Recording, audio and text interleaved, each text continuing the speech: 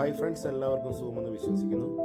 എന്ത് മെയിൻ ഡിഷിൻ്റെ കൂടെ കഴിക്കാൻ പറ്റുന്ന നല്ല അടിപൊളി ഒരു ബീഫ് റോസ്റ്റിൻ്റെ റെസിപ്പിയാണ് നമ്മളിന്ന് ചെയ്യാനായിട്ട് പോകുന്നത്.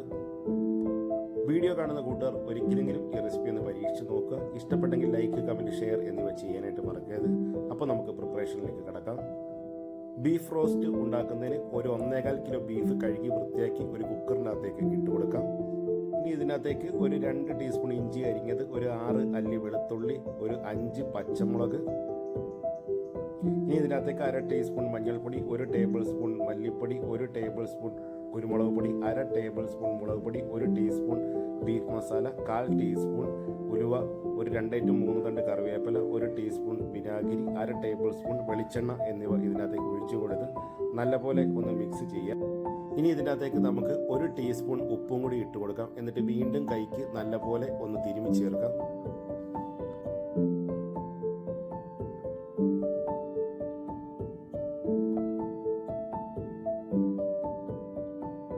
നല്ലപോലെ തിരുമ്മിയതിന് ശേഷം കുക്കർ മൂടി ഒരു 6 വിസിൽ വരുന്നവരെ നമുക്കിതൊന്ന് വേവിച്ചെടുക്കാം.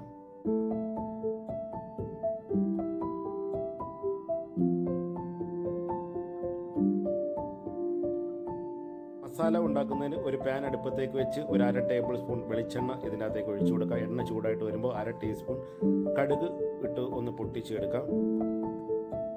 ഇനി ഇതിനകത്തേക്ക് കുറച്ച് തേങ്ങാക്കൊത്ത് ചേർത്ത് കൊടുക്കാം. തേങ്ങാക്കൊത്ത് നമുക്ക് 1 മിനിറ്റ് ലോ ഫ്ലെയിമിൽ ഇട്ട് ഒന്ന് റോസ്റ്റ് ചെയ്ത് കൊടുക്കാം.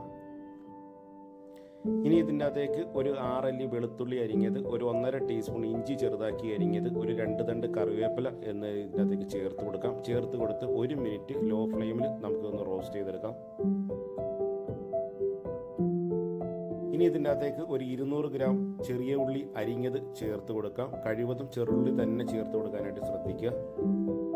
ഉള്ളിയൊക്കെ ഒന്ന് പെട്ടെന്ന് വാടി കിട്ടുന്നതിൻ്റെ അകത്തേക്ക് ഒരു 1/4 ടീസ്പൂൺ ഉപ്പ് ചേർത്ത് കൊടുത്തിട്ടുണ്ട്. ചേർത്ത് കൊടുത്ത് ഒരു ഗോൾഡൻ ബ്രൗൺ ആകുന്നവരെ ഉള്ളി നമുക്ക് ഇതിനകത്തിട്ടൊന്ന് റോസ്റ്റ് ചെയ്ത് കൊടുക്കാം.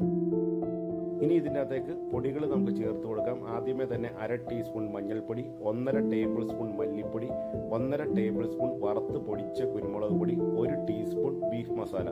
ഇത്രയും ചേർത്ത് കൊടുത്ത് പൊടികളുടെയൊക്കെ പച്ച മണം ഒന്ന് മാറ്റിയെടുക്കുന്നതിന് ഒരു 1.5 മിനിറ്റ് നമുക്ക് ലോ ഫ്ലെയിമിൽ ഇട്ട് ഒന്ന് റോസ്റ്റ് ചെയ്ത് കൊടുക്കാം. പൊടികളുടെയൊക്കെ പച്ചമണം മാറിയതിന് ശേഷം ഇതിൻ്റെ അകത്തേക്ക് വേവിച്ച് വെച്ചിരിക്കുന്ന ബീഫ് ചേർത്ത് കൊടുക്കാം. ബീഫൊക്കെ ചേർത്ത് കൊടുത്ത് മസാലയുമായി നന്നായിട്ട് ഒന്ന് ഇളക്കി യോജിപ്പിക്കാം. നന്നായിട്ട് ഒന്ന് ഇളക്കി യോജിപ്പിച്ചതിന് ശേഷം 10 മിനിറ്റ് നമുക്ക് മീഡിയം ഫ്ലെയിമിൽ ഒന്ന് കുക്ക് ചെയ്യാം.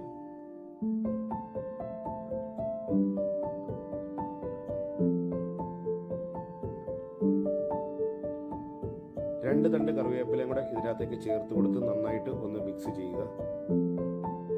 ഈ സമയം നമുക്ക് ഇതിൻ്റെ ഉപ്പൊന്ന് നോക്കാം. അല്പം ഉപ്പ് കുറവുണ്ട്. അപ്പോൾ നമുക്ക് ഇതിൻ്റെ അകത്തേക്ക് ഒരു 1/2 ടീസ്പൂൺ ഉപ്പും കൂടി ചേർത്ത് കൊടുക്കാം.